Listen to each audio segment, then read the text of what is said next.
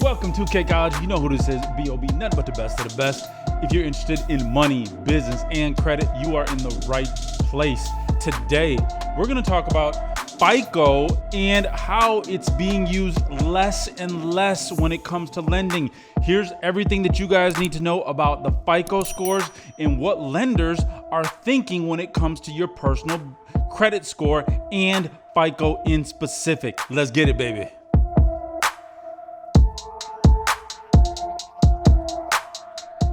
All right. We all know what is our FICO score, right?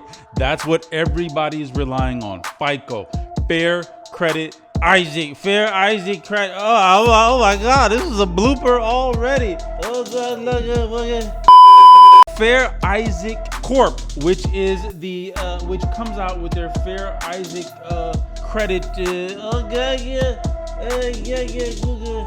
Stop it. Get some help. So for a long time, FICO has been used to determine whether we're going to get approved or not, right?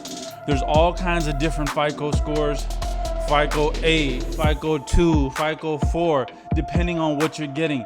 Are you getting an auto loan? Are you getting a mortgage? What are you getting? Well, I'm referring to an article that came out in the Wall Street Journal. I'm going to link it in the description below here, okay? This came out yesterday, which was July 24th, okay? So it says lenders are moving away from FICO according to people familiar with the matter. So we've got companies like Capital One, we've got Synchrony Financial, don't use its score for most consumer lending decisions anymore. This is big. They are becoming a smaller factor in some underwriting decisions at JP Morgan and Chase and also Bank of America. So they're less and less are they using FICO. A key financial regulator, meanwhile, is encouraging banks to de-emphasize credit scores, okay, in an effort to expand access to affordable credit. The housing finance giants like Fannie Mae, Freddie Mac, they're using FICO less and less, and they are allowing lenders to use their own scores when evaluating mortgage applications. So more and more lenders are getting their own algorithm together. Instead of paying FICO a fee to generate their score, lenders more and more, and we see this with Navy Federal, and we're going to continue to see this with other banks here, like Synchrony, Capital One, Chase, Bank of America, even Fannie Mae and Freddie Mac, right? They're more and more, they're using their own internal scores and their own internal algorithm. There are a few reasons for the shift, says the article. Many lenders now review a wealth of new data. So there's more data out there other than just, the regular breakdown of the FICO score, okay?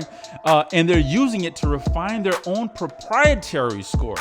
Okay, they say that they're better able to predict who will repay and who won't based on their own internal scores. So more and more companies are using, what is the relationship that you have with that company? How are you paying your bills with that particular company? They're formulating their scores based on your payment history, your utilization, your accounts with them more than just relying on FICO. Okay, now FICO scores are good, but they're not perfect, says Roger Hugenhaden, chief executive of Discover Financial Services. The company relies less on FICO scores when evaluating existing or prior consumers and more when applicants are brand new to Discover. Okay, so another ding, ding, ding, ding, ding. Discover. If you're a new customer, yes, they may rely more on FICO, okay?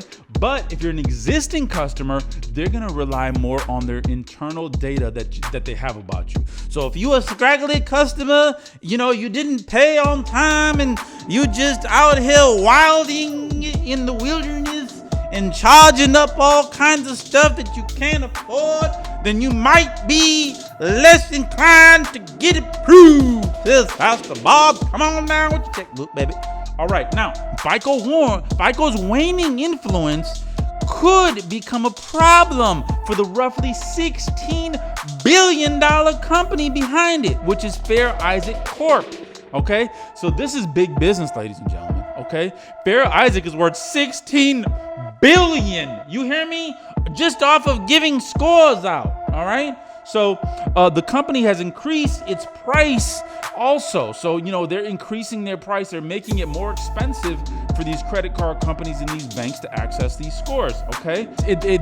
They're significantly higher than they were so a couple of years ago. So right now they're like 25 cents a score, and that's up from 15 to 18 cents a score, okay?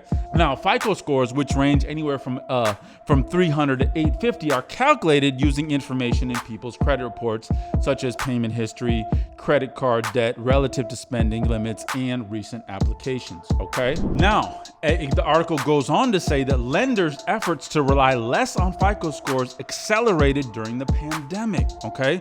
The scores don't reflect deferment, okay, and forbearance programs, making it harder for lenders to evaluate borrowers, okay? Some 48% of lenders feel less confident making consumer lending decisions based on traditional credit scores and reports compared to just a year ago. So once again, hey, FICO becoming less and less relevant. I don't know how much it is going to be in the future, but as we see here, more and more companies are utilizing what the type of relationship that you have with them. Now that's good and bad. Now, if we maintain these good relationships with our credit card companies, for example, American Express, if you've got a good relationship with them, they don't even check your score anymore, right? There's no hard pulls. They just go upon the internal data that they have about you. Now we're seeing that more and more with Discover also, okay? Now, there are many other sources of data that can indicate a person's credit worthiness that weren't available before, right?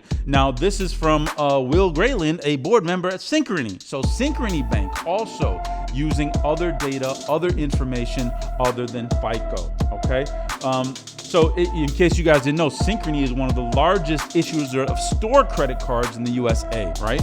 For banks, one benefit of their own scoring system is their ability to tweak them when problems arise. So that's another reason for banks to want to more internalize their scoring model, because it can be tweaked a lot quicker than FICO. You don't have to go to a whole nother company to ask them, hey, can you come out with a new score? You can tweak it internally. So once again, banks relying more and more on internal scoring systems and evaluating the relationship that they have with you more than the FICO score. Now, once again, many more videos to come. I do 2 or 3 videos every week. If you guys want to know the hottest reporting business trade lines, they're in the link in the description below. If you want to sign up for my VIP business credit membership, 15-minute free consultation with me, talk directly to me, baby, about whatever's going on in your life, okay? Whatever it is, you know what I mean? Is your grandma giving you a problem? Well, let's figure it out. What's wrong with grandma? Once again, FICO becoming a smaller factor in underwriting decisions, also says Citizens Bank, right? So when shoppers apply for its buy now, pay later loans, the bank considers factors including the products that they're buying, according to a person familiar with the matter.